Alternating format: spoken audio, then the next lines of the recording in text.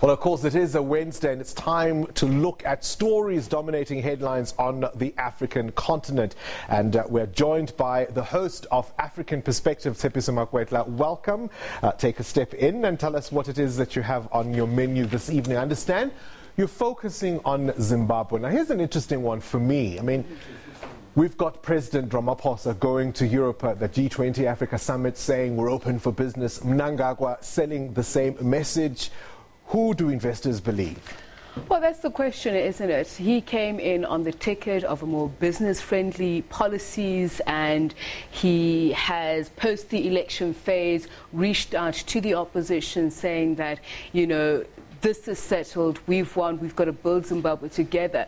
But yet some of the interventionist strategies that he's already put forth, it seems that business is saying, well, we're not quite sure if you are maintaining the state centrist policies that were of Robert Mugabe, or you really are pushing forward. He, of course, has said that it's tough times ahead for Zimbabweans and they have to swallow the bitter pill. We'll tell you a little bit more about some of the measures that he's introduced, but we'll be speaking to a pretty open ZANU-PF and pro-ED supporter, Gugu Ncube, and we'll also be speaking to a scholar that is Professor Pazurai, who will be telling us what his point of view is and whether or not Zimbabwe is moving forward, and more importantly, whether or not he can, that is Emmerson Mnangagwa, steer the country back to its former glory. Is it just up to him, or are there deeper issues here?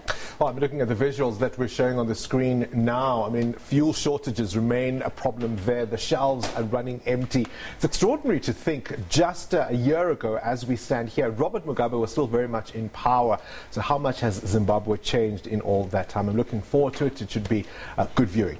Thank you very much, Bongani. African Perspective coming up a little later on this evening at around 9:30. The host there, Tshepiso Makwetla.